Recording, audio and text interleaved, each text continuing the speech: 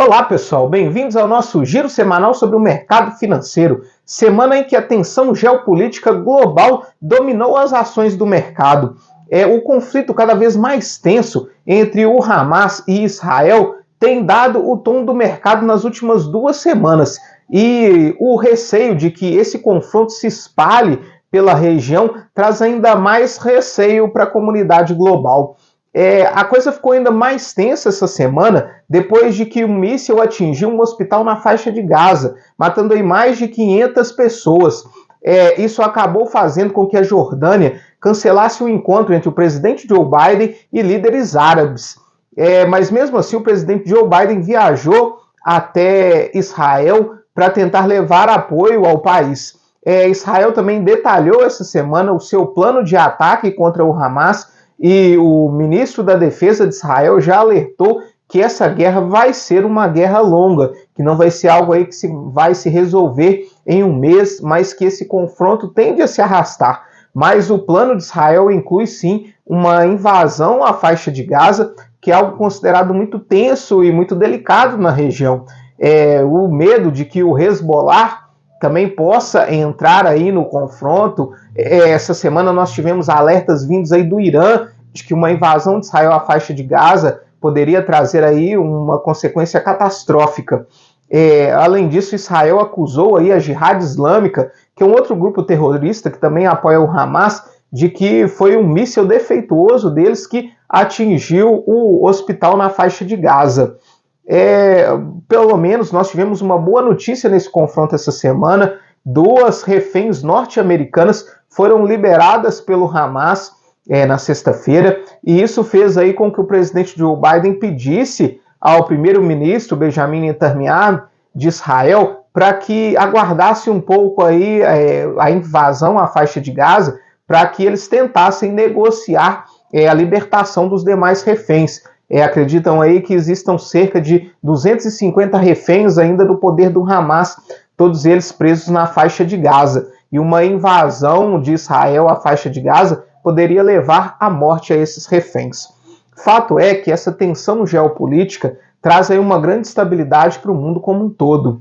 Por outro lado, outro confronto que nós ainda temos e que se arrasta por mais de um ano, que é entre a Rússia e a Ucrânia. Essa semana nós tivemos a visita do presidente russo Vladimir Putin à China, que tem sido aí um principal parceiro comercial da Rússia, né, desde que se iniciou o confronto e com todas as sanções de que a Rússia vem sofrendo. Putin esteve na China e se encontrou com o presidente Xi Jinping ao longo dessa semana. Além da tensão global, os problemas internos dos Estados Unidos também acabam impressionando ainda mais os mercados.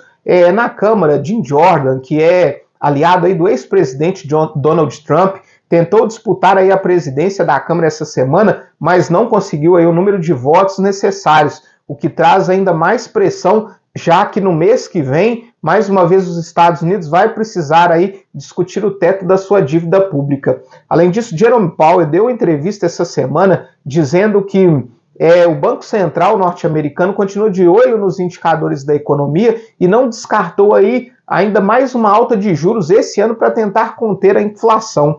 Isso associado aos dados da economia norte-americana que saíram essa semana. As vendas do varejo vieram com alta de 0,7%, a produção industrial veio aí o dobro do esperado, mostrando que a economia norte-americana ainda está forte. Acabou trazendo a sensação para o mercado de que os Estados Unidos vai sim precisar elevar ainda mais a sua taxa de juros. Isso fez com que os títulos de renda fixa por lá, o T10, que é o título pré-fixado de 10 anos, o título aí mais importante do mundo, teve a sua rentabilidade acima dos 5% ao longo dessa semana. Acabou arrefecendo aí um pouco no final da semana, mas chegou a ser negociado acima de 5%, o que fez com que as bolsas globais caíssem ao longo dessa semana.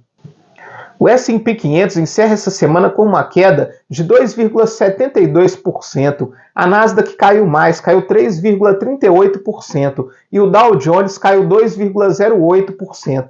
Já na Europa, o Stoxx 600 caiu 3,51% essa semana. Aqui no Brasil, nós tivemos a divulgação de dados econômicos essa semana que reforçam a desaceleração da nossa economia. O volume de serviços caiu 0,9%. As vendas do varejo caíram 0,2%. E o nosso IBC-BR, considerado aí uma prévia do PIB pelo Banco Central, registrou uma queda de 0,77%. Por outro lado, Roberto Campos Neto, essa semana, iniciou aí uma discussão com 12 operadoras de cartão de crédito para poder limitar os juros do rotativo do cartão de crédito. Depois que isso foi aprovado pelo Congresso Nacional e agora vai caber ao Conselho Monetário Nacional regulamentar essa regra. E coube aí ao presidente do Banco Central capitanear essas discussões junto com o mercado financeiro. Pelo lado político, o presidente Lula vetou aí o marco temporal da demarcação das terras indígenas, que limita aí a demarcação de terras indígenas às áreas ocupadas na promulgação da Constituição de 1988. Porém, esse veto agora volta para a Câmara e para o Senado e pode aí ser derrubado. Nós tivemos ainda o informe da Petrobras, que reduziu o preço da gasolina em 4%, cerca aí de 12 centavos no preço da refinaria. Por outro lado, o preço do diesel foi elevado em 6,5%, o que significa aí um aumento de 25 centavos no preço das refinarias. Por aqui, a nossa Bolsa de Valores seguiu um mau humor internacional e encerra essa semana com uma queda de 2,25%. Já o dólar caiu 0,9% e encerra cotado aos R$ 5,03. No mercado das commodities, o petróleo subiu 1,48%, com barril Brent, referência para a Petrobras, cotado aos $92,23. O petróleo vinha subindo bastante devido às tensões lá no Oriente Médio, mas acabou arrefecendo aí depois de um acordo na Venezuela. Situação e oposição da Venezuela fizeram um acordo aí para a realização de eleições ano que vem. Isso fez com que os Estados Unidos tirassem algumas barreiras que haviam sido impostas à Venezuela. A expectativa é de que a Venezuela possa aí voltar a exportar o seu petróleo, o que aumentaria em cerca de 200 mil barris diários a produção de petróleo. Já o minério de ferro encerra essa semana com uma queda de 0,4%, com a tonelada cotada aos $116. Mesmo com os dados da economia chinesa vindo melhores do que o esperado, o PIB da China veio com uma alta de 4,9%, as vendas do varejo da China subiram 4,5% e o volume de serviços subiu 5,3%, mas o medo com a crise imobiliária na China acabou limitando os ganhos do minério de ferro. A Country Garden acabou dando aí o calote na dívida dela, que vencia essa semana, como era esperado, e isso acaba trazendo aí um receio de que nós podemos aí ter uma extensão dessa crise imobiliária na China, o que acabou aí limitando os ganhos do minério de ferro. Falando agora na Europa, nós tivemos a divulgação da inflação ao consumidor da zona do euro essa semana. Veio com uma alta de 4,3% no acumulado nos últimos 12 meses, dentro daquilo que era esperado. A inflação do Reino Unido também foi divulgada essa semana, com uma alta de 6,7%, levemente aí acima do esperado. Se esperava uma alta acumulada nos últimos 12 meses de 6,6%. Já o mercado de renda fixa, depois de muita oscilação ao longo da semana, fechou aí praticamente estável. O DI para janeiro de 2024 encerra em leve queda de 0,07 pontos percentuais, cotado a 12,14%. O IMA geral, a carteira geral de títulos públicos, encerra com uma queda de 0,04 pontos percentuais, enquanto isso os pré-fixados tiveram uma leve alta de 0,03 pontos percentuais. Para a semana que vem, nós temos decisão de taxa de juros na zona do euro, que deve manter aí sua taxa básica de juros estável.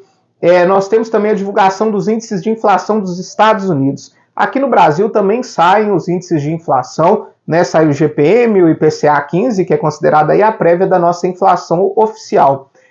Fica a expectativa pela votação da tributação dos fundos offshores e também dos fundos exclusivos, que era para ter sido votado na semana passada, foi adiado mais uma vez, e fica a expectativa de que seja votada na próxima semana.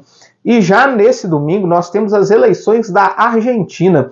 Lembrando que o país sul-americano passa aí por uma forte crise econômica que vem se arrastando ao longo dos anos e amanhã vai realizar aí o primeiro turno das suas eleições presidenciais. Muito obrigado e até a próxima semana.